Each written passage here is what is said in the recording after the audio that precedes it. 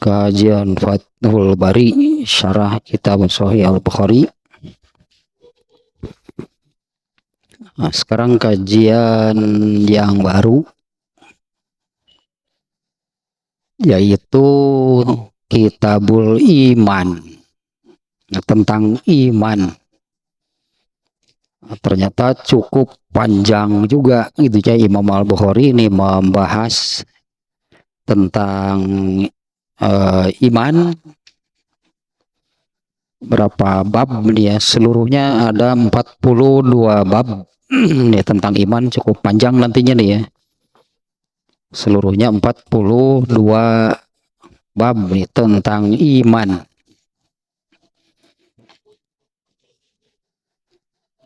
Kitabul Iman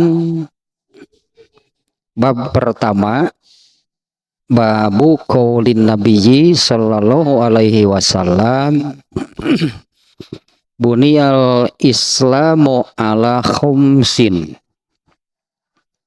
Bab sabda Nabi sallallahu alaihi wasallam, Islam itu didirikan, dibangun di atas 5 perkara. Nah, judul nih ya, ini potongan hadis nih. Makanya judulnya kan Imam Bukhari membuat judulnya bab sabda Nabi. Nah, tapi sabda Nabi di sini oleh Imam Bukhari dikutip lalu dijadikan judul, yaitu ya, sabda Nabi buniyal islamu ala khomsin. Islam itu didirikan, ya dibangun di atas 5 perkara. Ya, mengapa judulnya seperti ini gitu ya? Ini Kitabul Iman, tentang iman. Bab pertamanya adalah Islam itu dibangun di atas 5 perkara. Wa huwa qaulun wa fi'lun wa yazidu wa yanqusu.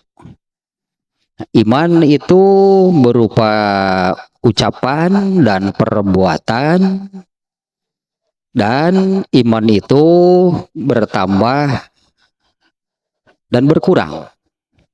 Nah, judulnya demikian. Judulnya juga panjang nih ya. Kemudian Imam Bukhari memasukkan banyak ayat nih tentang iman itu berfluktuatif sebutannya gitu ya. Iman seseorang itu fluktuatif, naik turun, naik turun, naik turun. Semua orang seperti itu, kecuali kalau sudah sampai sempurna. Kecuali kalau imannya sudah sampai sempurna, berarti keimanannya itu yang sudah bulat gitu ya. Imannya itu sudah bulat, sudah kokoh gitulahnya. Itu disebutnya imannya sudah sempurna. Nah, kita melihat ini dulu ya. Ini bab pertamanya dengan judul demikian. Kitabul Iman, ini pembahasan tentang iman. Nah, judul pertamanya adalah Islam itu didirikan di atas 5 perkara.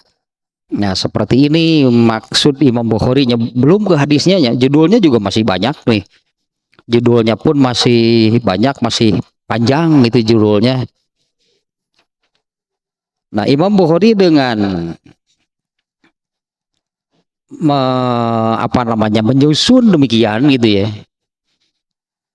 Ini tentang iman. Sementara bab pertamanya justru kan hadis yang menerangkan Islam didirikan di atas 5 perkara. Nah, seperti ini masalahnya. Karena kata iman sendiri bagi kita, bagi orang Indonesia itu sudah sangat familiar ya, kata iman. Yang suka diartikan percaya. Itu terjemah harfiahnya kurang lebih gitulah. Percaya gitulah ya. Meskipun kalau dalam lingkup Islam gitu yang disebut iman itu bukan hanya sekedar percaya, tapi percayanya itu kepada sesuatu yang sudah Allah tetapkan. Nah, orang yang beriman itu orang yang percaya. Apa sih yang dipercayainya? Ya, apa sih yang dipercayainya? Nah, itu yang sudah Allah tetapkan. Tidak boleh keluar dari apa yang sudah Allah tetapkan. Justru kalau keluar, orang itu tidak beriman, malah mempercayai yang lainnya selain yang ditetapkan oleh Allah. Nah, kalau kitab Sahih Bukhari-nya sendiri, ini kitab Sahih Bukhari-nya ya, karena ini kajiannya kajian Fathul Bari ya. Nah, Fathul Bari ini adalah kitab syarah Sahih Bukhari. Kitab syarah itu kalau untuk Quran itu tafsir. Banyak kan kitab tafsir, jadi Quran itu ada kitab tafsirnya. Misalnya yang populer itu tafsir Al-Maroghi, tafsir Ibnu Katsir. Nah, itu tafsir, kitab tafsir menerangkan Al-Quran. Nah, kalau untuk kitab hadis, tafsirnya itu disebutnya syarah. Nah, ini Fathul Bari ini syarah Sahih Bukhari. Ya, artinya kitab ini tafsir bagi kitab Sahih Al-Bukhari. Nah, Imam Bukhari sendiri yang menyusun kitabnya hanya kitab Sahih Al-Bukhari, dimulai awal sekali itunya, di awal sekali itu Imam Bukhari itu membahas tentang kaifakana badul wahyi. Yang pertamanya kitabnya itu adalah bagaimana awal mula turunnya wahyu. Nah, dimulai dengan bagaimana awal mula turun wahyu. Nah, maksud di Imam Bukhari itu adalah Islam itu mulai gitu. Islam itu dimulai ketika Allah mulai menurunkan wahyu. Jadi kapan sih Islam itu mulai adanya, itu kapan? Yaitu ketika Allah menurunkan wahyu yang pertama. Nah, itu Islam Allah sudah menurunkan agama Islam.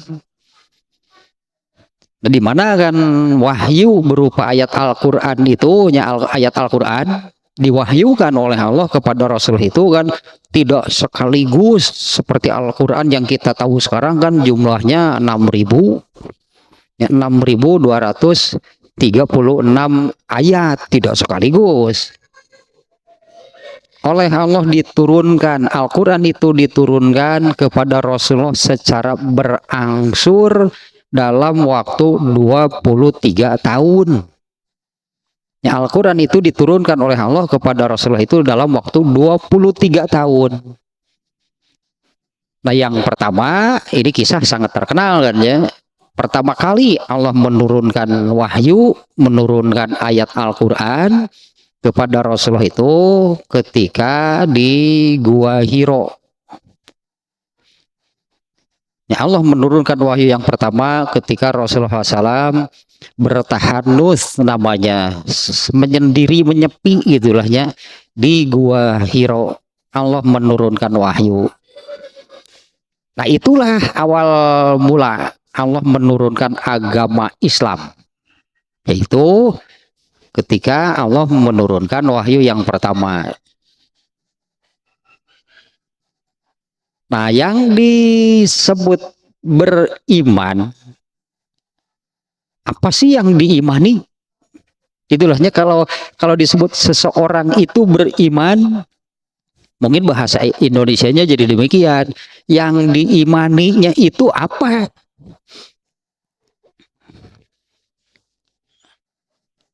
Kebalikan dari iman adalah kufur. Nah, kalau kufur ya maknanya kebalikan dari iman. Kalau iman itu secara harfiahnya lahnya mempercayai. Kalau kufur artinya mengingkari. Nah, Imam Bukhari itu menyusun kitabnya itu dimulai dengan turun wahyu. Ya, dimulai dengan turun wahyu, di mana dengan diturunkannya wahyu itu berarti Allah sudah secara resmi, katakanlah demikiannya, Allah secara resmi menurunkan agama Islam, agama yang terakhir Allah turunkan. Dimulainya dengan ketika Allah menurunkan wahyu yang pertama. Nah, Islam itu berarti sudah turun, Islam itu sudah ada nih. Ketika Allah menurunkan yang pertama, Allah sudah menurunkan agama Islam. Ya, di mana kan Allah punya metode lahnya. Allah punya metode bagaimana Allah bagaimana Allah mengatur, bagaimana Allah menyusun ayat-ayat yang diturunkan yang akhirnya lengkap itu, yang akhirnya lengkap. Ayat Al-Quran itu diturunkan seluruhnya oleh Allah, dan ayat terakhir yang Allah turunkan itu adalah surat Al-Maidah ayat 3 ya, yang bunyinya ayatnya kan al yauma akmaltu lakum dinakum, pada hari ini sudah aku sempurnakan bagi kalian agama kalian. Ini ayat terakhir nih yang diturunkan oleh Allah, yang isinya menyatakan bahwa agama Islam ini sudah seluruhnya diturunkan, sudah sempurna. Nah, yang Allah turunkan agama Islam itu ya disebutnya berangsur selama 23 tahun. Nah, inilah agama Islam yang Allah turunkan untuk seluruh manusia. Ya, agama Islam ini Allah turunkan untuk seluruh manusia. Nah, yang disebut beriman itu yang mempercayai, tidak mengingkarinya. Kebalikannya kan kufur, mengingkari, menolak. Nah, yang disebut beriman itu adalah, kalau bahasa kitanya, mempercayai, menerima agama Islam yang Allah turunkan. Nah, yang disebut beriman itu, kalau tadi pertanyaannya, kalau ya disebut beriman itu yang diimaninya itu apa? Ketika Rasulullah ditanya tentang iman itu apa, itunya oleh malaikat Jibrilnya, nanti juga ada nih hadisnya ke depan nih. Iman itu apa? Rasulullah menjawab, kamu beriman kepada Allah, kepada malaikat, kepada kitabnya, kepada rasul-rasulnya, kepada hari akhir, dan qadar atau takdir. Nah, ternyata ya jawaban Rasulullah ketika ditanya demikian, iman itu apa? Rasulullah menjawab itu rukunnya, rukun iman. Rukun iman, rukun itu dalam hal ini pondasi. Pondasi asas dari beriman itu adalah mengimani apa? Beriman tentang Allah, yang mengimani tentang Allah, mengimani tentang malaikat-malaikatnya,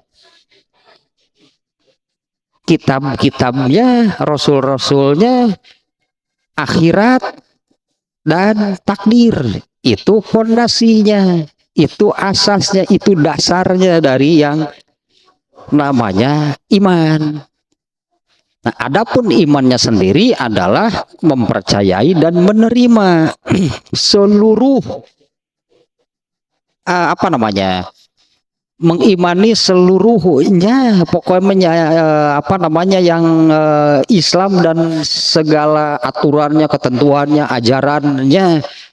Yang namanya beriman itu adalah diterima seluruhnya. Jadi intinya, yang disebut beriman itu adalah mengimani agama Islam yang Allah turunkan. Nah, bagaimana caranya? Bagaimana caranya mengimani agama Islam yang Allah turunkan? Nah, ini hadisnya nih. Ini hadisnya riwayat Ibnu Majah. Nih, hadisnya riwayat Ibnu Majah sebentar nih. Mudah-mudahan tanda cirinya tidak hilang.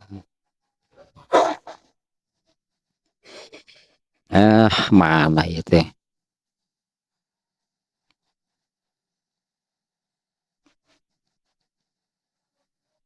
Sebentar nih.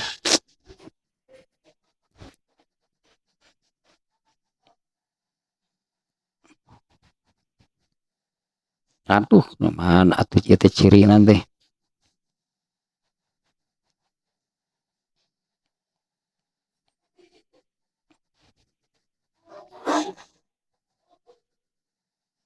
Nah, ini hadisnya nih. An Ali bin Abi Thalibin radhiyallahu anhu qala Rasulullah sallallahu alaihi wasallam al imanu ma'rifatun bil qalbi wa qaulun bil lisan wa amalun bil arkan. Nah, iman itu adalah ma'rifatun bil qalbi wa qaulun bil lisan wa amalun bil arkan. Dengan dasar yang tadi ya, kalau yang disebut beriman itu yang diimaninya itu apa? Yang diimaninya itu adalah agama Islam yang Allah turunkan. Nah, saat di awal katakanlahnya di awal Allah menurunkan agama Islam, kalau Abu Bakar dia langsung beriman tanpa keraguan sedikit pun, langsung menerima, langsung mempercayainya, menerima agama Islam yang tentunya kan bagi orang-orang, katakanlah bagi manusia seluruhnya, agama Islam itu kan datangnya dari Rasulullah. Ya, datangnya itu kan dari Rasulullah ya. Karena Allah menurunkan agama Islam itu tidak kepada semua orang gitu ya diberi ya. Allah menurunkan agama Islam itu melalui utusannya, melalui Muhammad sallallahu alaihi wasallam yang Allah pilih sebagai rasulnya, sebagai nabinya. Nah, di mana Allah menetapkan seorang rasul, seorang utusan, seorang nabi, bukan hanya Muhammad SAW, sebelum-sebelumnya juga sudah banyak nabi-nabi yang Allah utus untuk menurunkan agama. Bahkan manusia pertama itu kan statusnya nabi. Ya, manusia pertama ya Nabi Adam, nabi. Dan kemudian untuk generasi-generasi berikutnya Allah mengutus banyak nabi. Rasul SAW itu justru beliau ini adalah nabi terakhir untuk menurunkan agama terakhir, yaitu agama Islam. Contohnya dulu Abu Bakar As-Siddiq ya, Abu Bakar As-Siddiq radhiyallahu anhu itu dia ini orang yang langsung percaya tentang kebenaran agama Islam yang disampaikan oleh Rasulullah, langsung menerima ya, agama Islam yang disampaikan oleh Rasulullah. Berbeda dengan Abu Lahab, Abu Jahal, ya, mereka itu tidak percaya, mereka tidak menerima agama Islam yang disampaikan oleh Rasulullah SAW. Nah, ini jelas nih, inilah yang disebut beriman. Yang disebut beriman itu adalah mempercayai dan menerima agama Islam. Nah, ini hadisnya nih, barusannya riwayat Ibnu Majah. Rasulullah SAW bersabda, Iman itu adalah ma'rifatun bil qalbi. Dalam riwayat lain itu takrirun bil qalbi. Itu menerima, mempercayai, menerima, bahkan meyakini benarnya. Dimana hal itu kan bagian hati gitu ya. Mempercayai itu kan hati kan, mempercayai, menerima dan meyakininya dengan hati. Nah ini semuanya terkait agama Islam yang diturunkan. Iman itu adalah ya itu tadinya mempercayai, menerima, bahkan meyakini kebenaran agama Islam yang diturunkan oleh Allah melalui Rasulullah. Nah, kemudian nih lanjut hadis ini lanjutannya ya, iman itu adalah ya menerima, mempercayai, meyakini dengan hati, wa ikrarun bil lisan, dan mengikrarkannya dengan lisan.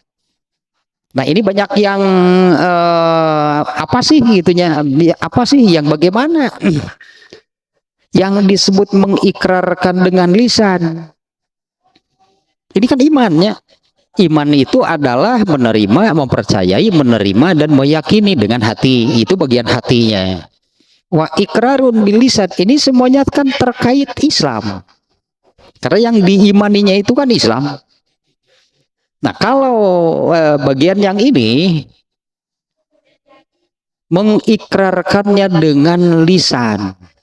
Bagaimana ikrar melalui lisan? Ini bagaimananya ikrar melalui lisan? Sebagai tanda mempercayai, sebagai tanda menerima dan meyakini agama Islam. Nah, ikrar dengan lisannya itu adalah mengucapkan 2 kalimat syahadat. Ini bagian yang kedua seperti ini ya, karena Rasulullah di dalam hadis ini Rasulullah itu menyebut 3. Iman itu adalah takrirun bil qalbi, wa ikrarun bil lisan, wa amalun bil arkan.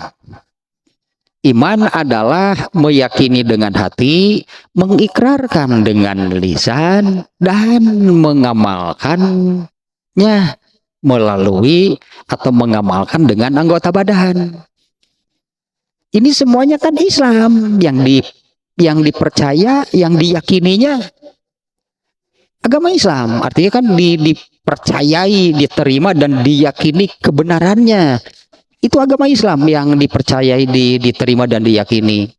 Kemudian wa ikrarun bil lisan, dan diikrarkan dengan lisan tentang Islam. Nah, bagaimana ini maknanya mengikrarkan dengan lisan itu? Ikrarkanlah dengan lisan bahwa gitulahnya, ikrarkan dengan lisan bahwa kita ini meyakini dan menerima kebenaran agama Islam. Ikrarnya itu dengan cara mengucapkan 2 kalimat syahadat. Itu diikrarkan ya dengan lisan bahwa kita ini meyakini kebenaran agama Islam. Ikrarkan dengan lisan, yaitu dengan mengucapkan 2 kalimat syahadat. Dan terakhir berarti meyakininya sudah, katakan demikian nih ya, mempercayai, menerima, meyakini kebenaran agama Islamnya sudah, diikrarkan juga dengan lisan, yaitu mengucapkan 2 kalimat syahadat. Nah yang ketiga, nah di sini banyak kelemahan, di sini banyak kelemahan, yaitu tentang pengamalan dengan anggota badan atau tentang pengamalannya. Nah ini nanti terkait dengan yang pertama tadi, yaitu soal yakin gak Islam itu benar. Kan yang awal demikian yang disebut Iman itu adalah meyakini dengan hati. Apa sih yang diyakininya? Meyakini dengan hati, yang diyakininya itu tentang benarnya, itulahnya tentang kebenaran agama Islam. Yakinkah agama Islam itu benar? Wa ikrarun bil lisan, kemudian mengikrarkan dengan lisan, tadinya dengan cara mengucapkan 2 kalimat syahadat kalau yakin agama Islam itu benar. Yang kemudian disebutnya itu kan, agama Islam itu bahasa kita, bahasa Indonesia menyebutnya kan, menganut agama Islam.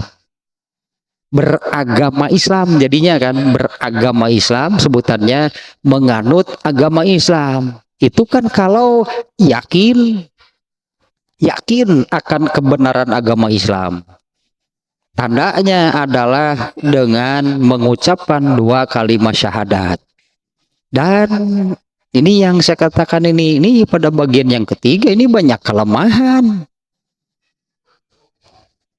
tentang yakin agama Islam itu benar, tapi tidak diamalkan. Tapi minim pengamalan.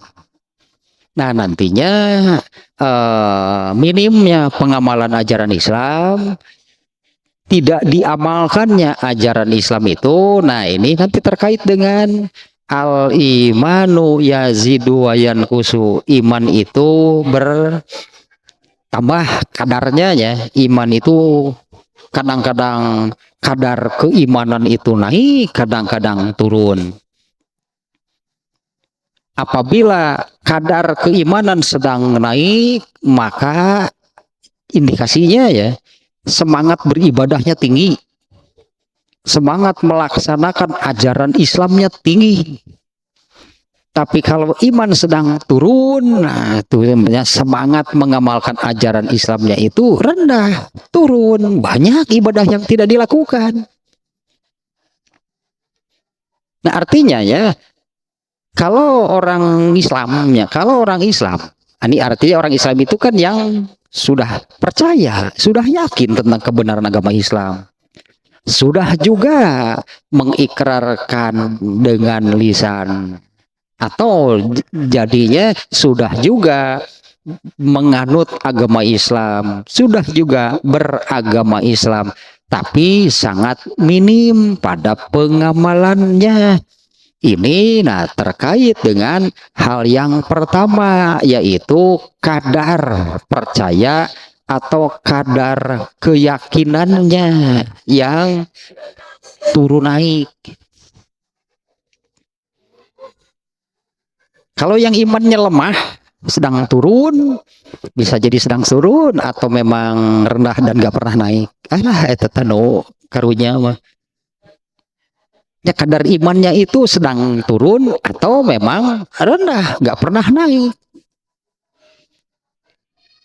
Ini pasti semangat beribadahnya juga lemah, semangat ibadahnya pun rendah. Sudah ada apa namanya tadinya pengetahuan, sudah ada pengetahuan dan yakin itu ajaran Islam yang diyakini kebenarannya. Tapi pengamalannya minim.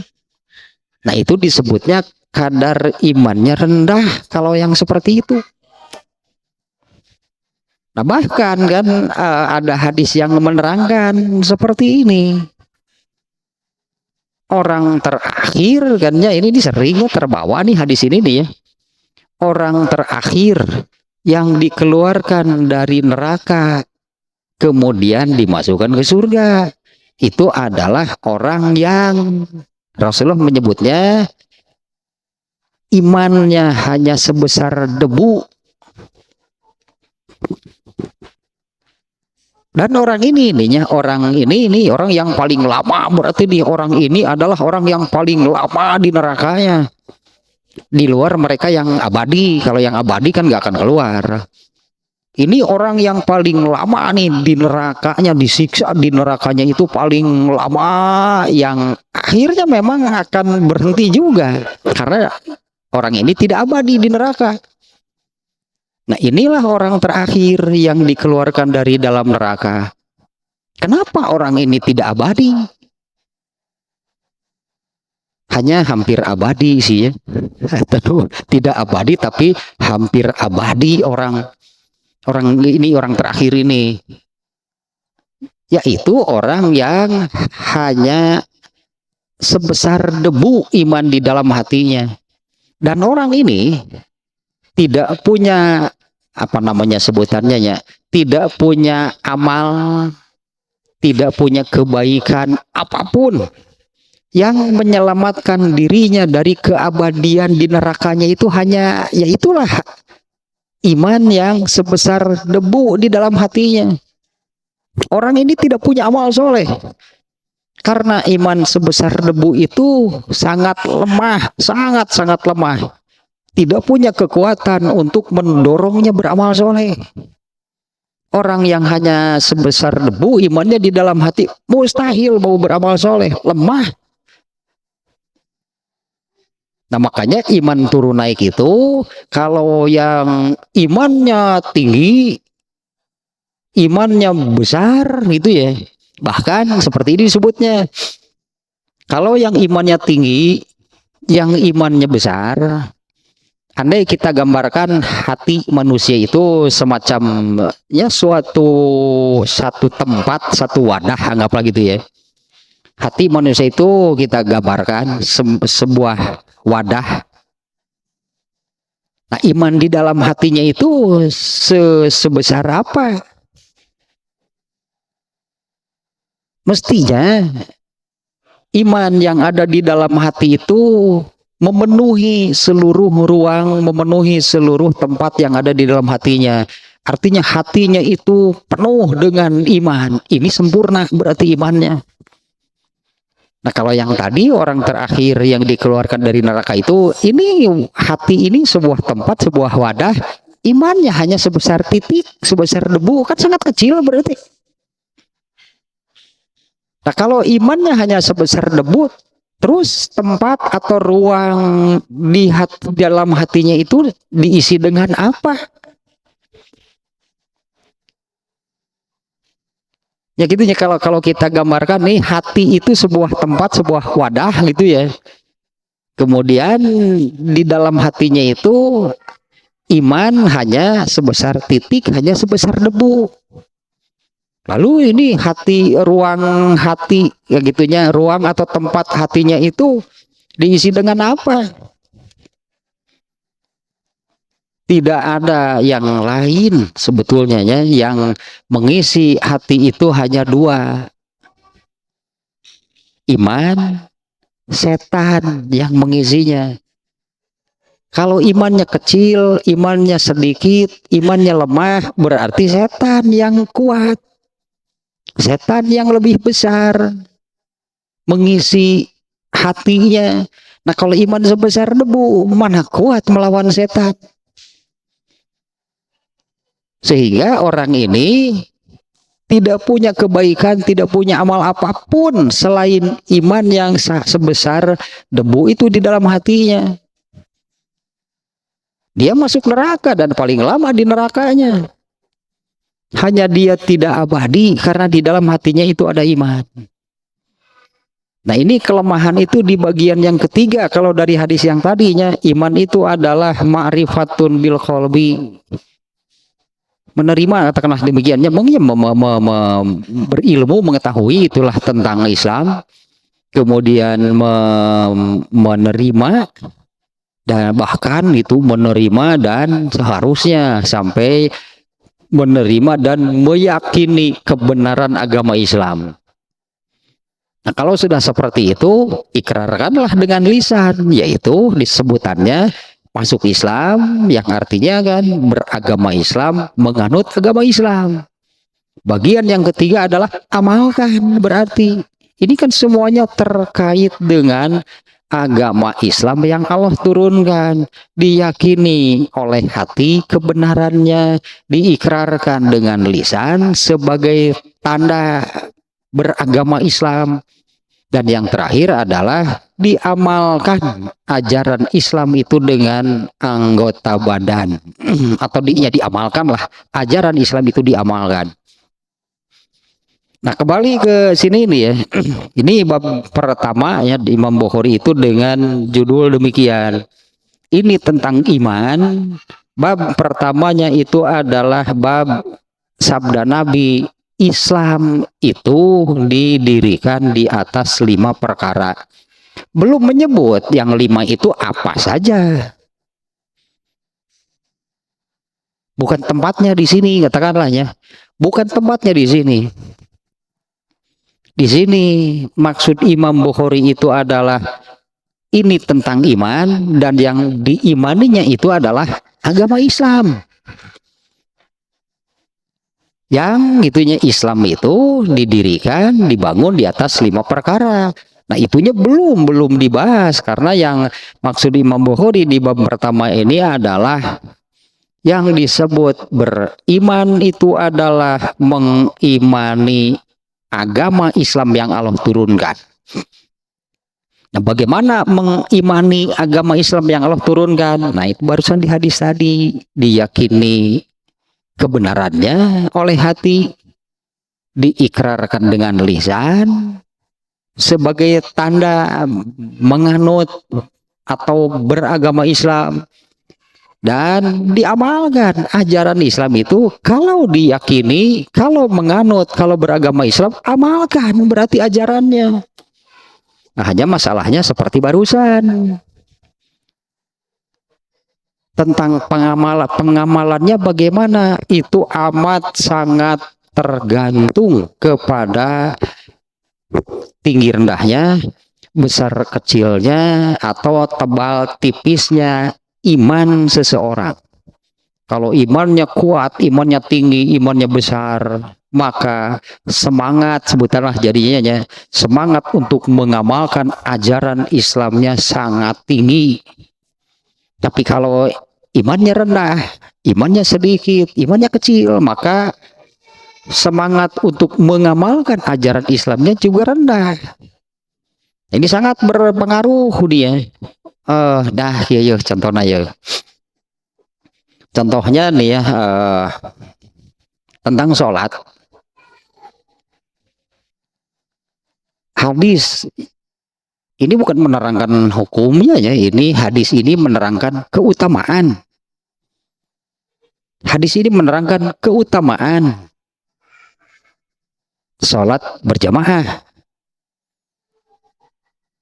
Contohnya yang ini misalnya saum bulan Ramadan nih ya.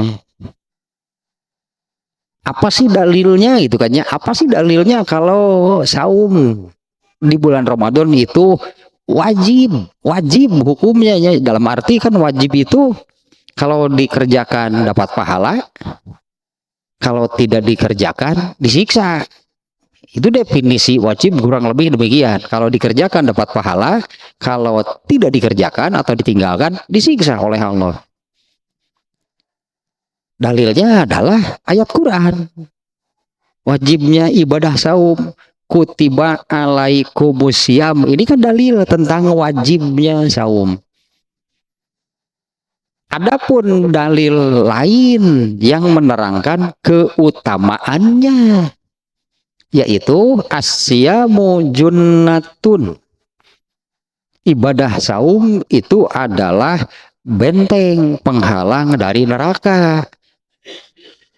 Hadis ini tidak menerangkan, tidak menunjukkan hukum ibadah saum. Asyamu junnatun itu menerangkan keutamaan ibadah saum. Asyamu junnatun.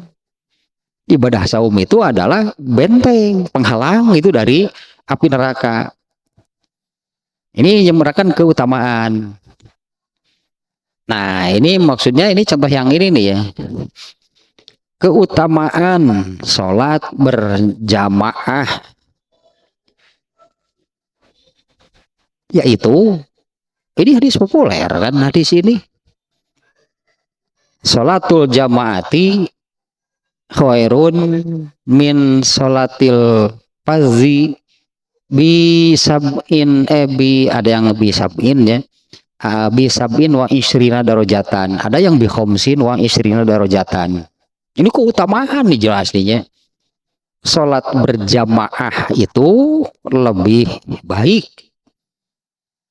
lebih utama dibandingkan dengan sholat sendirian. 25 kali lipat, 27 kali lipat.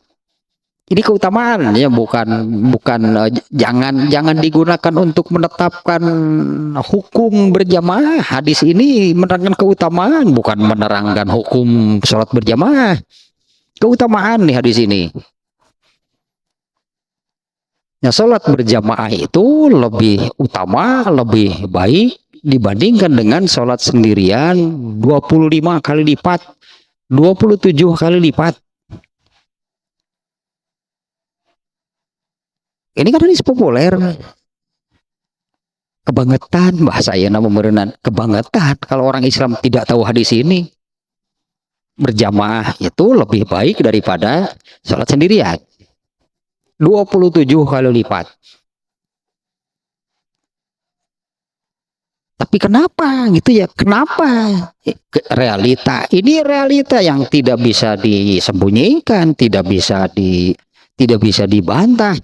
Kenapa tiap kali masuk waktu sholat yang berjamaah itu sedikit, yang lainnya nggak tahu apa gitu kan?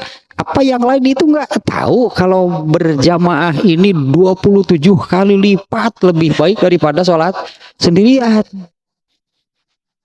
Ya cobalah kita perhatikan di semua masjid, apabila datang waktu sholat, berapa orang yang berjamaah?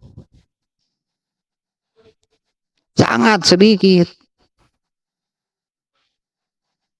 Terus yang lainnya kemana?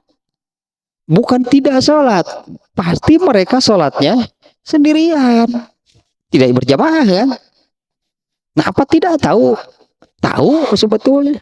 Hadis tersebut tahu yang menerangkan bahwa sholat berjamaah itu 27 kali lipat. Kita ilustrasikan seperti ini. Kurang lebih seperti ini hanya gambaran gitu ya. Andai Allah berfirman demikian, kamu sholat sendirian, nih 1 juta. Berjamaah, nih 25 juta. Ada nggak orang yang milih sholat sendirian? Kudu-kudu itu wae. Kudu-kudu itu wae, kakara tingali beda lah. Kalau sholat sendirian, nih upah, anggaplah gitunya. Kalau sholat sendirian, nih upahnya 1 juta. Kalau sholat berjamaah, nih 25 juta. Kalau demikian, ada nggak yang memilih sholat sendirian? Nggak akan ada. Jangankan 1:25. Jangankan 1:25 kali lipat, 27 kali lipat. Coba seperti ini misalnya. Kalau ada orang yang bekerja. Kalau ada orang yang kerja di satu tempat, misalnya gajinya 5 juta lah gitu misalnya. Orang kerja di satu tempat, gajinya 5 juta. Kemudian ada yang datang menawari, kamu mau nggak pindah kerja? Gajinya 2 kali lipat. Terus kerjanya apa? Sama persis dengan kerjaan kamu sekarang. Sama, kerjaannya sama, pekerjaannya sama. Tapi di sana gajinya 2 kali lipat. Pindah nggak orang itu kalau ditawari demikian? Oh 10 juta, wah pasti pindah. Di sini cuma 5 juta. Itu baru 2 kali lipat. Coba kalau penawarannya, kamu kerja di sini berapa gajinya? 5 juta. Mau nggak pindah dengan gaji 25 kali lipat? Berarti berapa? 125 juta. Nah, kan sholat itu demikian. Pekerjaannya kan sama. Sendirian. Sholat zuhur berjamaah. Sholat zuhur. Nah, kenapa hal ini tidak nampak perbedaannya sehingga mayoritas bahkan orang Islam itu milih sholatnya itu sendirian lagi. Apa tidak terlihat perbedaannya? Ya temenku duit mau ketinggali itu ta. Kalau dengan uang sangat nampak. Sangat nampak kan perbedaannya 1 juta dengan 27 juta. Nah, kenapa Allah menyebutkan, Allah yang menetapkan sholat berjamaah itu 27 kali lipat daripada sholat sendirian? Dekat tinggali wae berarti kan. Dekat tinggali wae beda nate. Apa sih bedanya? Jadi orang yang sendiri lagi, munfarid lagi, sendiri lagi sholatnya, kenapa tidak mau berjamaah? Berarti menganggap sama saja, sendirian sholat, berjamaah juga sholat. Seperti itu berarti kesimpulannya. Nah, sama saja, sendiri sholat, berjamaah juga sholat. Artinya orang yang seperti itu tidak mampu melihat perbedaan 1 dengan 27. Kalau dengan uang sangat nampak perbedaannya. Duit menumpuk, 1 juta paling hanya berapa lembar sekian, 27 juta. Ini kan perbedaannya. Padahal seperti itu hakikatnya. Tapi tetap saja memilih munfarid lagi, sendirian lagi sholatnya. Kenapa demikian? Berarti tidak mampu melihat perbedaan 1 dengan 27. Memang bukan berupa benda. Kalau duit mah tadi benar benda. Kelihatan tumpukannya saja pasti beda kan. Tumpukan uang 1 juta dengan 27 juta. Tapi bedanya 27 kali lipat, 27 derajat lebih tinggi, lebih utama, lebih baik daripada sholat sendirian. Tetap saja tidak nampak. Sehingga sendirian lagi sholatnya, munfarid lagi sholatnya. Kenapa tidak bisa melihat perbedaan tersebut? Iman berarti masalahnya. Imannya rendah, kesimpulannya pasti demikian. Orang yang tahu kan ada hadis tersebut, redaksinya juga jelas, sholat berjamaah itu lebih utama 27 kali lipat daripada sholat sendirian. Tapi pelaksanaannya sendirian lagi. Malas deh berjamaah deh. Berarti dia itu tidak mampu melihat perbedaannya. Kalau tadi berupa uang gitunya, tumpukan uang itu oleh mata lahir terlihat perbedaannya. Kalau ini kan bukan dengan mata lahir, ini masalahnya berarti imannya bermasalah sehingga mata hati, mungkinnya sebutnya mata hatinya itu tidak tajam, mata hatinya itu buram, mungkin juga buta, sehingga tidak bisa melihat perbedaan yang sangat jauh. Bukan 1:2, 1:3, 1:27, tidak nampak perbedaannya. Nah, itu contohnya bahwa ya seperti itulah iman. Ya seperti itulah iman yang ada di dalam hati. Bahkan ada yang sampai mati berarti imannya itu hanya sebesar debu saja sampai mati. Akhirnya dia masuk neraka dan paling lama di nerakanya. Inilah orang terakhir yang dikeluarkan dari dalam neraka, yaitu orang yang hanya punya iman sebesar debu. Beda dengan, nah ini contoh idealnya selain Nabi tentunya. Contoh ideal yang tadi Abu Bakar As-Siddiq, sejak pertama Rasulullah SAW menyampaikan Islam, Abu Bakar langsung percaya, bahkan yakin tanpa ada keraguan sedikit pun. Dari awal ini Abu Bakar demikian ya, langsung percaya, langsung meyakini agama Islam yang disampaikan oleh Rasulullah SAW. Imannya sempurna hingga akhir hayat. Kita bisa bayangkan bagaimana semangat Abu Bakar beramal soleh. Ternyata kan Abu Bakar itu adalah juaranya. Ketika Allah memerintahkan fastabiqul khairat, berlomba-lombalah dalam beramal soleh, Abu Bakar pemenangnya. Hasilnya seperti apa?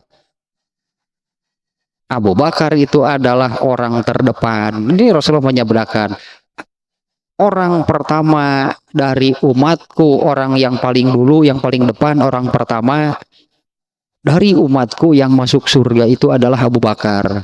Masuk surganya pun tanpa dihisab. Dan itu dari pondasinya, yaitu iman.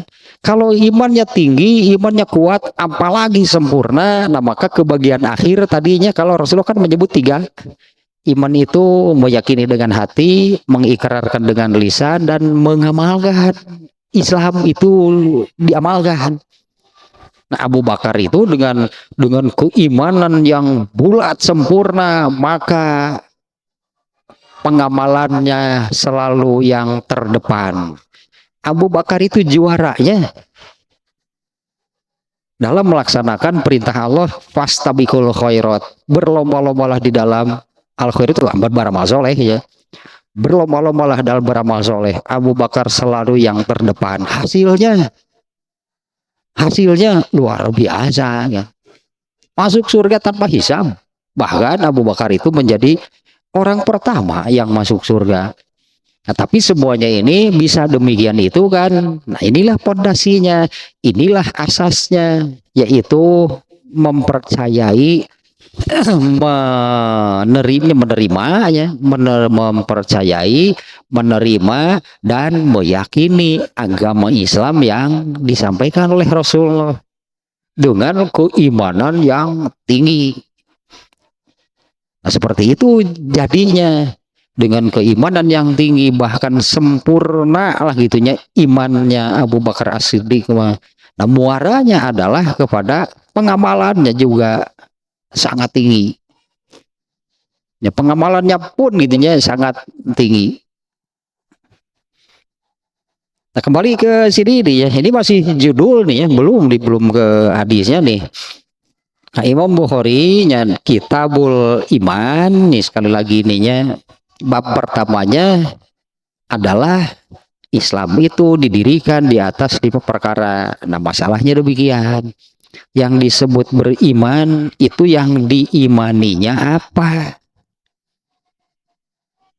Kalau beriman kepada Allah, beriman kepada tadinya malaikat, Rasul, kitabnya, Rasulnya, hari akhir dan takdir, ini rukun iman, bukan beriman, ini rukun iman. Seperti ininya, rukun Islam ada 5. Bukan Islam itu hanya 5, yang ini bukan. Ini rukun Islam atau pondasi. Kalau pondasi, dasar, asas. Pondasinya, dasarnya, asasnya beragama Islam itu apa sih? 5. 1 syahadat, sholat, zakat, saum, haji. Ini pondasinya. Kalau diibaratkan sebuah bangunan, yang 5 perkara ini, syahadat sampai haji itu, ini pondasinya. Kan ketika seseorang itu sudah membangun pondasi, kan belum jadi apa-apa, belum jadi rumah. Itu pondasi dari sebuah rumah. Pondasi dari sebuah bangunan.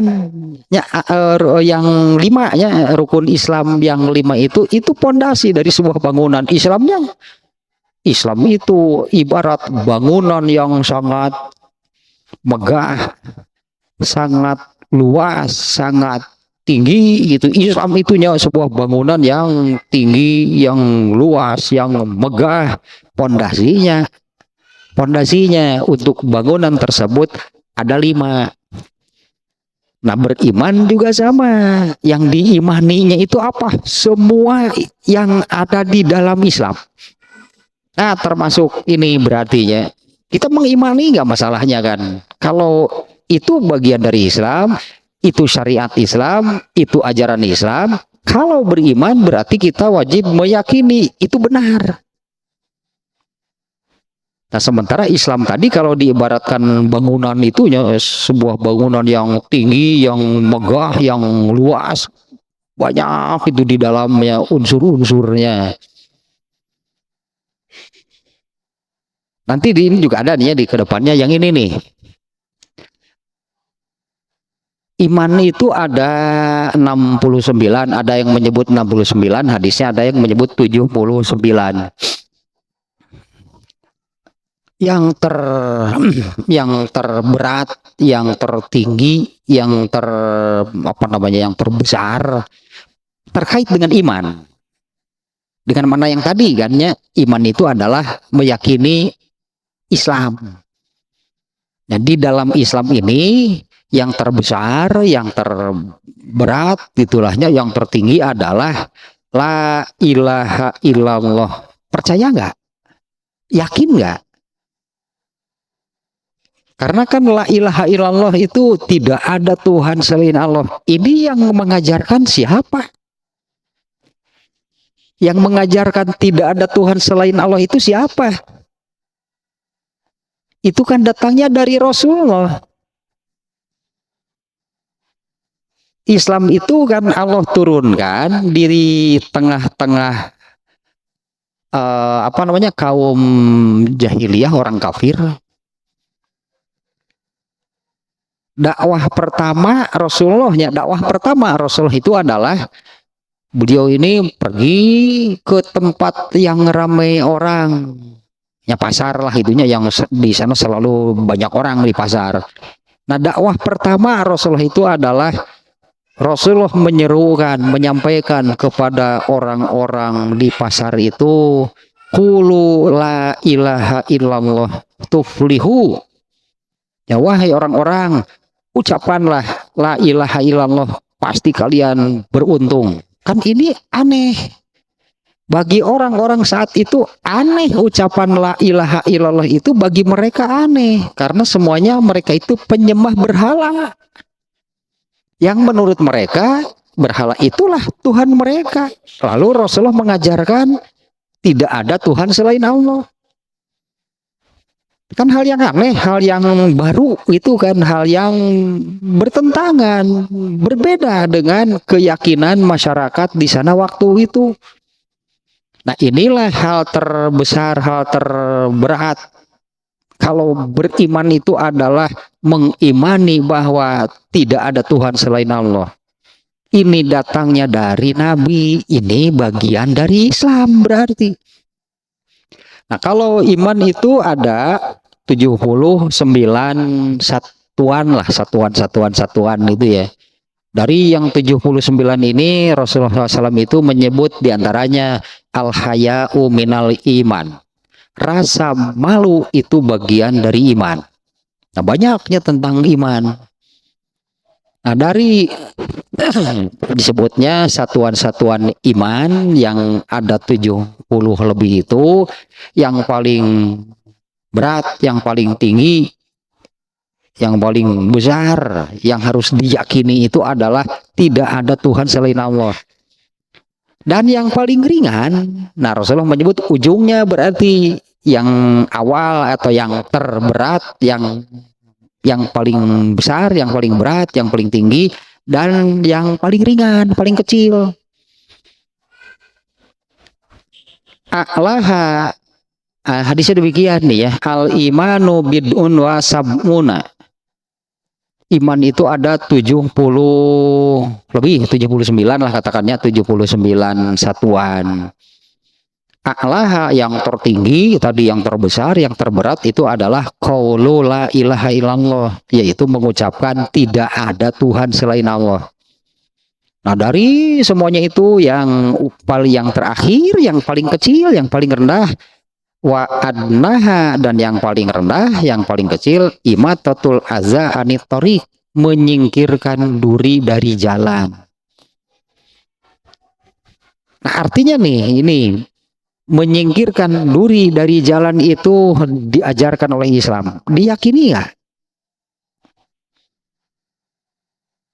Nah, itu Islam itu diyakini nggak bahwa itu bagian dari Islam? Menyingkirkan duri dari jalan itu bagian dari agama Islam.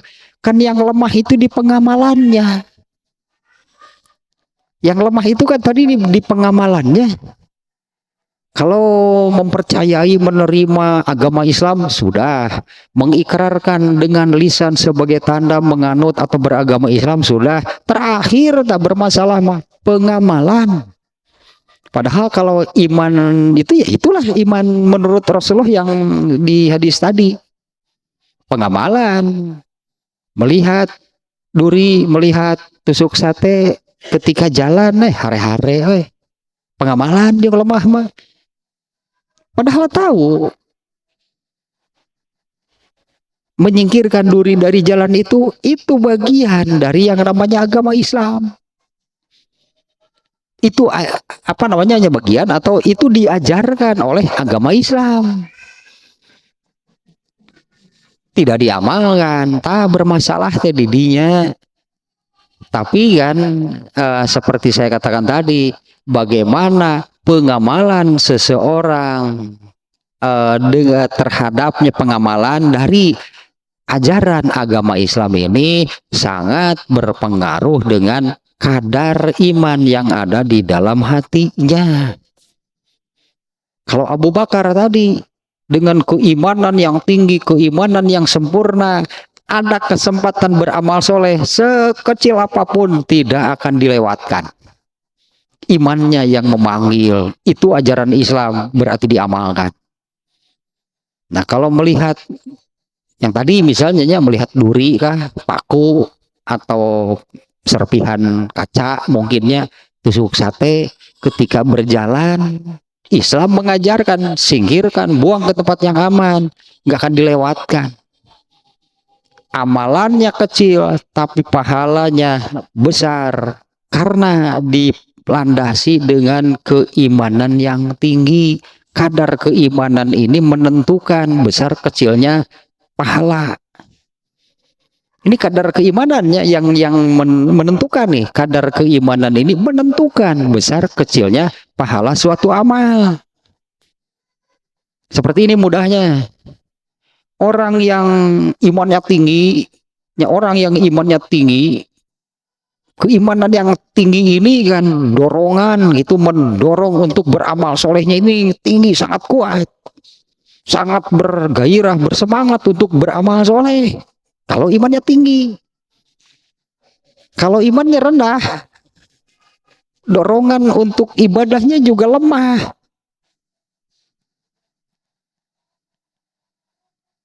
Menyingkirkan duri dari jalan mah anggaplah datu wajib, pastilah gitu pikiran teh datu wajib iya lewat sholat contohnya. Kalau sholat kan wajib, ditinggalkan disiksa berarti oleh Allah. Orang yang imannya tinggi, orang yang imannya rendah, ini beda nih dorongannya. Kalau orang yang imannya tinggi, gairah, semangat untuk mengerjakan sholatnya itu sangat tinggi. Orang yang imannya rendah, hoream sholat teh, tapi ari henteu pan disiksa. Jadi kan mengerjakan juga beda. Beda kalau si A katakanlahnya dia mengerjakan ibadah sholatnya itu dengan antusias, dengan semangat yang tinggi mengerjakannya, imannya yang apa namanya yang tinggi. Si B yang imannya rendah, sholat juga, tapi kan bari hoream, akhirnya mengerjakan juga, pahalanya sama nggak nih kedua orang ini? Ya pahalanya sama nggak dua orang ini? Yang satu bersemangat melaksanakan, ya intinya kan melaksanakan sholat itu perintah Allah. Kalau yang keimanannya tinggi begitu bersemangat melaksanakan perintah Allah, tapi kalau yang keimanannya rendah, hoream, males, harese deh mengerjakan sholat teh, akhirnya mengerjakan juga, gak akan sama nih pahala kedua orang ini. Padahal pekerjaannya sama kan?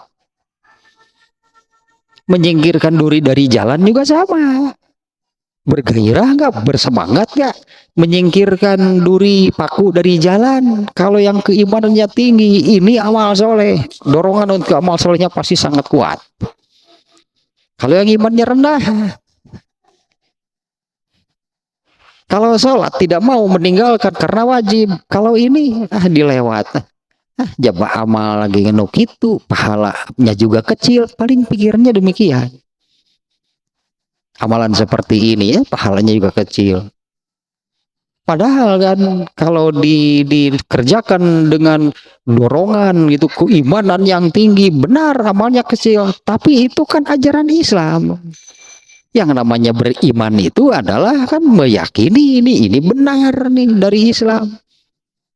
Dan muaranya adalah wa amalun bil arkan, diamalkan itu ajaran Islam itu dengan ya diamalkan lah itu. Jadi kalau terjemahnya sih diamalkan dengan anggota badan. Jadi pokoknya diamalkan berarti ajaran Islam.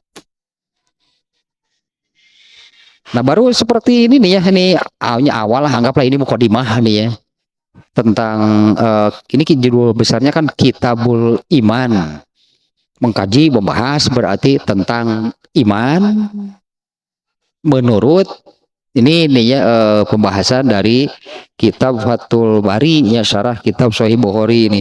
Seluruhnya ini ada 42 bab nantinya ya terkait dengan iman lah, pembahasan tentang iman. Nah mukadimahnya kurang lebih demikian. Karena kata iman itu sangat familiar gitu lah ya dengan orang Indonesia. Iman, beriman. Nah yang disebut beriman itu tadinya yang diimaninya itu apa?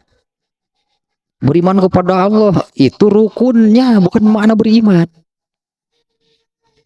Karena makna beriman itu adalah itu tadi sabda Rasulullah SAW, meyakini dengan hati hingga mengamalkannya dengan anggota badan. Yang diyakini, yang diamalkan itu apa? Islam berarti. Itunya yang diamal, yang diyakini benarnya, diterima, diyakini benarnya, kemudian dianut ya gitunya dengan sebagai tanda gitu kan, menganut agama Islam itu dengan mengucapkan 2 kalimat syahadat lalu diamalkan. Kan itu semuanya Islam. Yang diyakininya Islam, yang dianutnya agama Islam, yang diamalkannya itu agama Islam. Nah itulah yang namanya beriman. Jadi intinya kan yang disebut beriman itu yang diimaninya itu adalah agama Islam, tapi dengan apa namanya ya, dengan makna atau dengan apa namanya makna atau pemahaman seperti yang disabdakan oleh Rasulullah tadi hingga ke ujungnya, hingga ke muaranya, yaitu pengamalan. Bukan hanya meyakini kebenarannya tapi tidak pernah mengamalkan. Nah itulah orang yang imannya hanya sebesar debu, itu yang demikian. Percaya, yakin benarnya agama Islam, dianut agama Islamnya, diamalkan nggak pernah mengamalkan ajaran Islam. Nah itulah iman yang hanya sebesar debu. Disebutnya kan hadis tadinya orang terakhir yang dikeluarkan dari neraka itu adalah orang yang jadi hanya iman yang sebesar debu itulah gitu yang menyelamatkannya, tidak punya yang lain nih. Hanya punya itu iman sebesar debu sehingga dia tidak abadi di neraka. Karena ada iman sebesar debu, Allah tidak menggolongkan orang ini kepada golongan orang-orang kafir. Karena kalau orang kafir abadi, orang ini tidak abadi. Ya, tapi kan ya itulah hanya sebatas mengakui, menerima benarnya agama Islam tanpa pengamalan. Nah, padahal iman yang sesungguhnya itu, iman yang sesungguhnya, iman yang hakiki itu seperti hadis tadinya riwayat Ibnu Majah tadi hadisnya, sampai kepada pengamalan. Terserah itu baru mukadimahnya, ini bab 1 juga masih panjang nih. Imam Bukhari-nya mengawalinya, Imam Bukhari mengawali di Kitabul Iman ini cukup panjang nih pembahasannya. Bisa jadi nggak akan selesai 2-3 kali kajian nih mukadimahnya bab 1-nya, yaitu bab Islam itu didirikan di atas 5 perkara. Kalau judulnya demikian di Imam Bukhari.